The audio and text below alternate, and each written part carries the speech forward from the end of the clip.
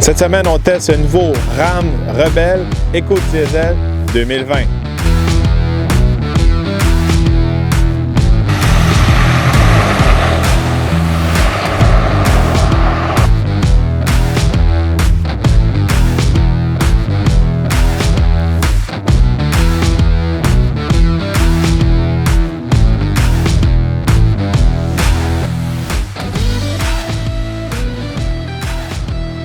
Cette semaine, le Ram Eco-Diesel, une nouvelle génération de moteurs pour le Ram Eco-Diesel. C'est la troisième génération.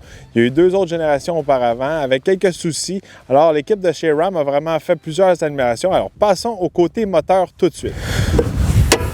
En dessous du capot, on a un moteur Eco-Diesel V6 3 litres turbo diesel, bon pour 260 chevaux et 480 livres-pieds de couple. Un moteur qui est dominant pour le couple, c'est le meilleur de sa classe avec 480 livres-pieds de couple.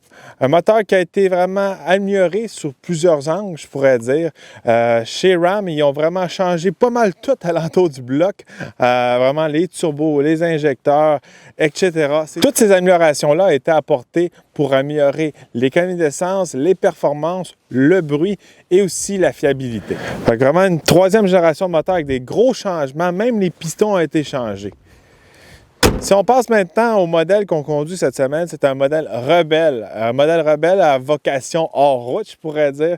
C'est vraiment un modèle qui est plus sport, mais quand même qui a beaucoup de capacité. On pourrait dire que quand que Ram a introduit le modèle Rebelle sur le marché, il y avait un peu des inspirations du Ford Raptor, sans avoir le prix qui était quand même très dispendieux, aussi la rareté. Alors, dans un modèle Rebelle, on vient vraiment avoir plus de capacité hors route, tout en restant capable de remorquer et aussi avoir des choses dans la boîte, avoir quand même une capacité de charge. Fait que c'est tous des avantages que le Rebelle a, puis quand on monte dans des modèles plus performants comme le Raptor, non pas. Alors le Rebelle maintenant sur le marché va compétitionner contre des modèles comme le Silverado Trail Boss. Comment on peut distinguer un Rebelle? Premièrement, vous avez la grille qui est noire à l'avant, qui est vraiment plus sport. Vous avez aussi le capot surgonflé, sport aussi en avant ici, avec vraiment comme des tables d'aération ici aussi, qui vient avec les logos sur le capot, qui vient vraiment donner un look musclé puis sport. À l'avant aussi, on a vraiment des anneaux de secours ici. Quand on fait du hors-route pour nous aider à nous déprendre quand on est dans des situations difficiles. Si on se déplace sur le côté, on peut remarquer que le camion est un petit peu plus haut. Vraiment là, il était surmonté. Et aussi, il y a une suspension Bilstein sur le Rebelle qu'on a cette semaine.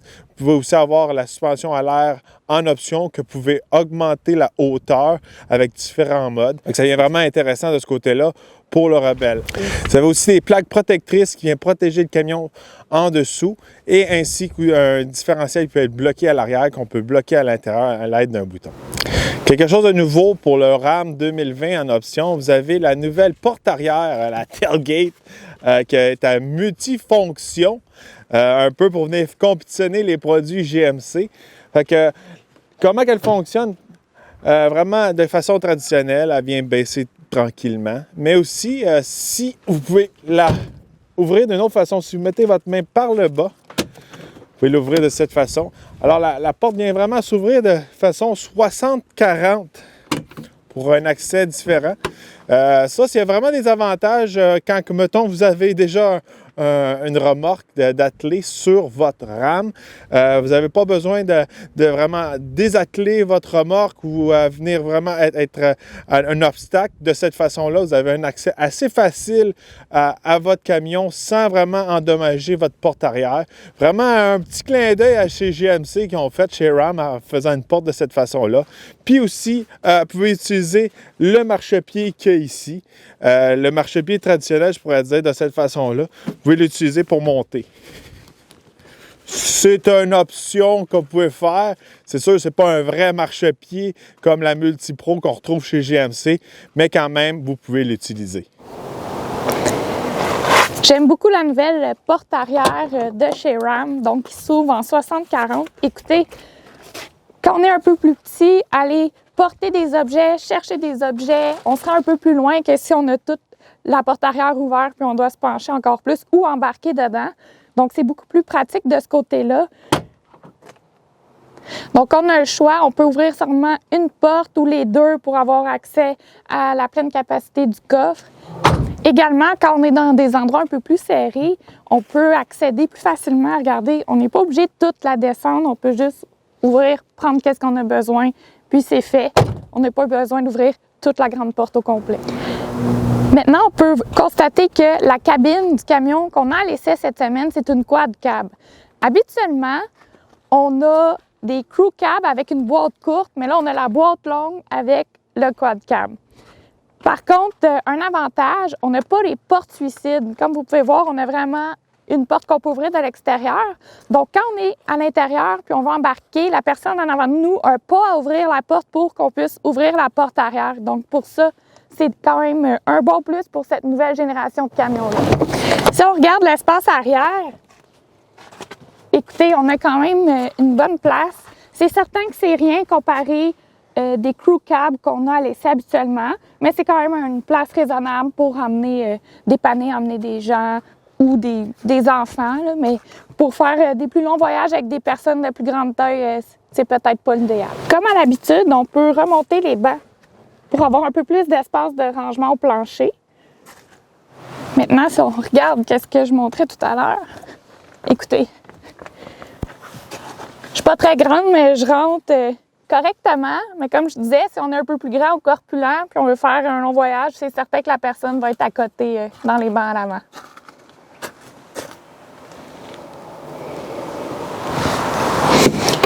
Maintenant, on va passer à l'avant.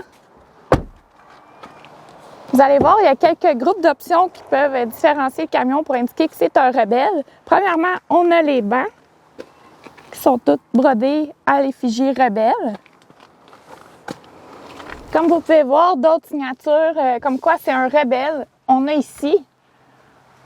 Donc, juste sur le coffre à gants, on retrouve la fameuse roulette classique de Ram pour changer les embrayages. Ici, on a les boutons 2 roues motrices, le 4 roues high, le 4 roues low. Ici, on retrouve 2 boutons qui sont spécifiques aux Rebelles de Ram. Donc, le bouton pour bloquer votre différentiel arrière et le bouton pour vous aider dans la descente de côte abrupte. On retrouve l'écran multimédia de 12 pouces, donc facile à utiliser. On retrouve aussi tous les boutons pour contrôler la climatisation du véhicule des deux côtés de l'écran tactile. Maintenant, si on passe à la console centrale, écoutez, il y a beaucoup de rangements à l'intérieur. Moi, je trouve que c'est une des consoles les plus polyvalentes. Regardez, on peut tasser ça, on peut l'avancer pour serrer, mettre nos breuvages et tout. Vraiment multifonction, je dirais, puis elle a beaucoup d'espace.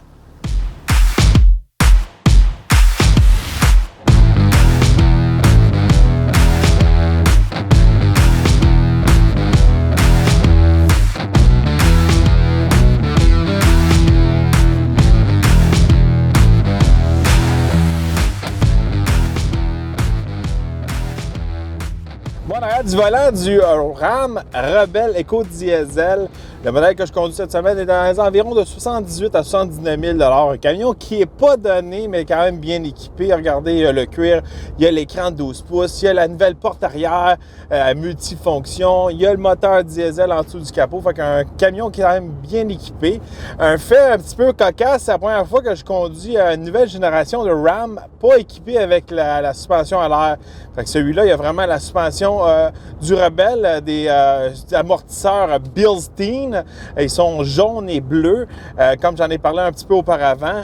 Regardez, vraiment, quand on conduit le Ram avec la suspension qui n'est pas à l'air, on voit une grosse différence vraiment là. On flotte sur des ballons quand on est sur la suspension à l'air. C'est vraiment un comportement routier qui est confortable.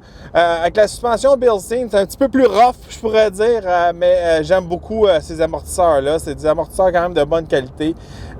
Pour mon avis à moi, oui, le confort est supérieur avec la suspension à l'air, mais regardez, je pourrais dire avec les feedbacks que j'ai eu de cette suspension-là, puis aussi que je l'ai vu aller, regardez, à moins 30, quand ma suspension elle se met à lever, puis à descendre, puis à tout le temps à jouer, c'est quelque chose qui me fatigue un peu, moi.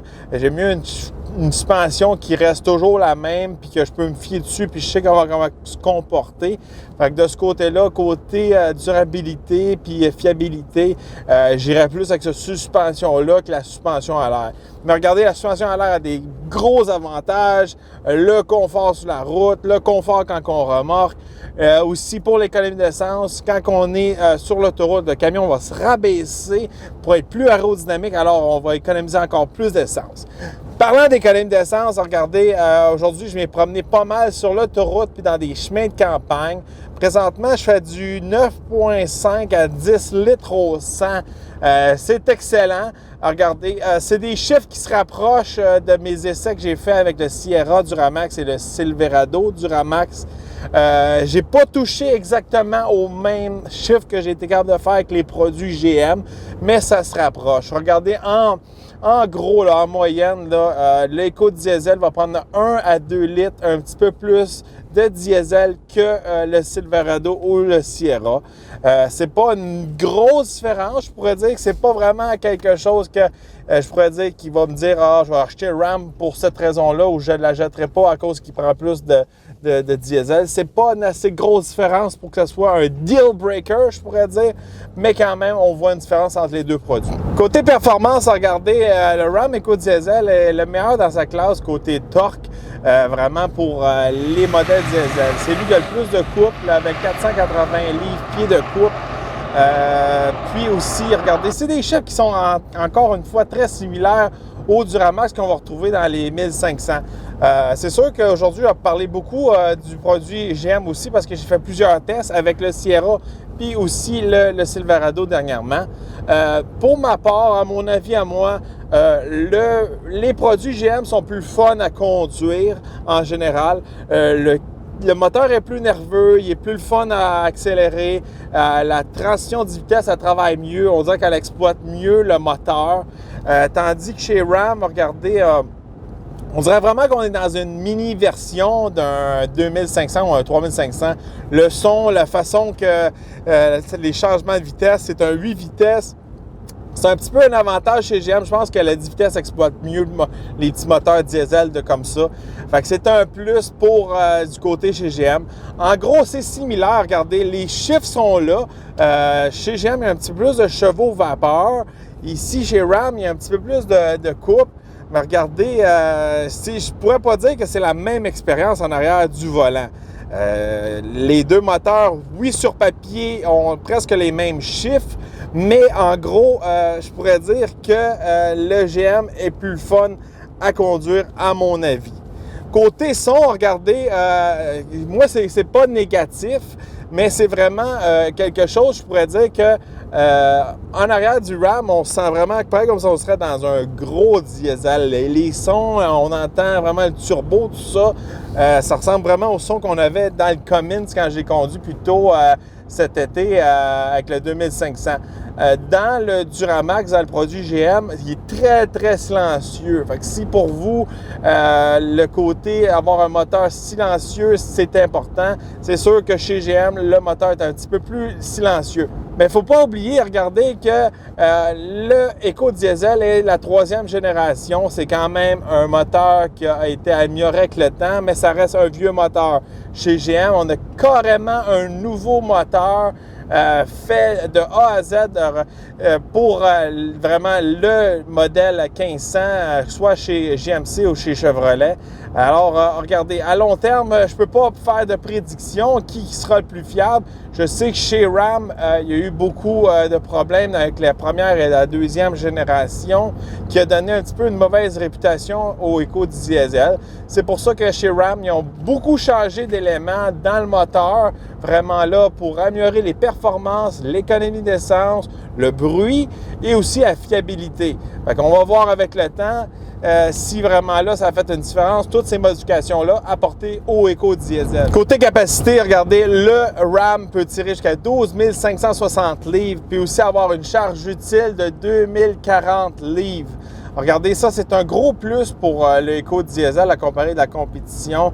Il peut tirer vraiment plus que la compétition. Fait que là, côté plus, je pourrais dire, premièrement, regardez, le Ram, de ce côté-là, il est capable de tirer beaucoup plus que le GM. Chez GM, on est topé vraiment à 9300 livres. Là, chez Ram, on a 12 560 livres. Il y a une grosse différence. Fait que si vous aimez les diesels, vous voulez être vraiment dans le demi-tonne de camion, puis vous voulez tirer en haut de 10 000 livres, mais vous ne pouvez pas aller chez GM. Vous devez aller chez Ram si vous voulez avoir un petit diesel, puis aussi avoir l'économie d'essence. C'est un gros plus pour le Ram. Puis aussi, l'entrée de gamme du moteur. Chez GM, si vous voulez avoir un Duramax, il faut vraiment remonter dans des camions plus équipés. Fait que le moins cher que vous pouvez avoir un Duramax dans les 1500, autant chez GMC que chez Chevrolet, vous devez débourser dans des environs de 58 à 60 000 $. Chez Ram, vous pouvez vraiment avoir l'éco-diesel dans un work truck qu'on appelle, qui est vraiment plus un modèle de base. Alors, il part dans les 49-50 000 $. C'est beaucoup plus intéressant. Si vous voulez vraiment avoir l'économie d'essence, vous voulez travailler avec votre camion, vous n'avez pas besoin d'un écran de 12 pouces puis tous les feux d'artifice. Je trouve que c'est une option très intéressante, surtout pour les travailleurs qui veulent avoir un diesel. Un autre gros plus aussi pour le modèle Rebelle, c'est que c'est vraiment un groupe hors route, que ça vient de plus en plus populaire dans le marché. Chez Ford, on a l'FX4. Chez Chevrolet, on a le Trail Boss. Chez GMC, on a l'AT4. Puis chez Ram, on a vraiment le Rebelle. Qu'est-ce que j'aime du Rebelle? C'est vraiment aussi qu'on peut vraiment bloquer le différentiel en arrière manuellement. De plus en plus, dans la compétition, c'est des différentiels qui se bloquent automatiques. Quand on sait qu'est-ce qu'on fait avec le camion, moi, j'aime ça avoir l'option vraiment qu'on peut bloquer le différentiel manuellement. C'est un petit peu, des fois, l'automatique a plus de côté pratique, je pourrais dire, côté garantie, puis pour le manufacturier, puis le concessionnaire. Mais pour l'utilisateur qui sait comment utiliser son différentiel, c'est un gros plus qu'ils ont gardé ça chez Ram. Un autre gros plus pour le Ram, puis c'est facile à dire de ce côté-là, c'est l'intérieur. Regardez, c'est vraiment un des plus bels intérieurs qu'il y a sur le marché. Les sièges sont les plus confortables selon moi. Je trouve que les sièges sont vraiment plus confortables que les produits GM puis chez Ford. L'écran est super belle. Regardez, la console au milieu, super pratique. Le seul point négatif de l'intérieur, c'est vraiment que si vous voulez travailler avec un bel écran comme ça, mais la part des gens qui payent ce prix-là, peut-être, ils vont peut-être pas nécessairement travailler ou être super sales. Fait que, tu sais, c'est sûr qu'on ne peut pas l'utiliser avec des gants, puis si on a les mains sales, puis il y a des pitons qui manquent. Regardez, je pourrais dire que si on veut mettre le volant chauffant, les sièges chauffants, ces choses-là, il n'y a vraiment pas un bouton physique qu'on peut vraiment peser dessus. Il faut vraiment aller dans l'écran. Des fois, c'est un petit peu achalant. Même cette semaine, quand j'allais chercher le camion, je l'ai fait essayer par mon père. Puis tout le long, il ne trouvait pas comment désactiver le siège chauffant puis le volant. Il trouvait ça compliqué. Des fois, ça pourrait être un petit peu plus simple de ce côté-là. Surtout pour les utilisateurs canadiens qui fait froid, que c'est le genre de piton qu'on utilise presque tous les jours pendant l'hiver. Fait que de ce côté-là, il manque un petit côté pratique. Mais en gros, regardez, c'est un camion très agréable à conduire. Les seuls points négatifs que je pourrais dire en contre les produits que j'ai essayés dernièrement dans les GM, c'est vraiment le GM va avoir une meilleure économie d'essence. Il va être plus fun à conduire selon moi. Je trouve que les performances, il y a moins de sacrifices. Là, dans le Ram EcoDiesel, on se sent vraiment dans un camion diesel par le son, puis aussi comment que les performances, puis comment le camion pousse. Je trouve que dans le produit GM, on se retrouve plus dans un camion qui performe plus, peut-être comme un V8 5.3 litres. Dans ce coin-là, côté performance, je pourrais dire, lui, on ne sent pas vraiment comme dans un Hemi 5.7 litres. Là. On ne peut pas se rapprocher de là. Mais chez GM, on se rapproche plus d'un performance, je pourrais dire. Fait que un petit peu moins le fun à conduire tous les jours, une meilleure habitacle, je pourrais dire. Vraiment, regardez, de nos jours, là, les camions, là, c'est vraiment qu'est-ce que vous préférez. Est-ce que vous êtes plus côté moteur, côté technique? Aimez-vous plus l'intérieur? Vous voulez vraiment être dans un habitacle que vous aimez être tous les jours? Regardez, chaque camion, c'est plus, c'est moins, je pourrais dire. Puis ça dépend qu'est-ce que vous préférez. Mais en gros, regardez, un excellent camion que j'ai apprécié conduire cette semaine. Quand même fait des bonnes performances. Regardez, je suis sur l'autoroute présentement. Je fais en bas de 10 litres au 100. Moi, regardez, n'importe quel camion qui est lifté comme un rebelle. Puis qui a ce poids-là, puis qui est capable d'être en bas de la barre des 10 litres au 100, c'est un gros plus pour moi.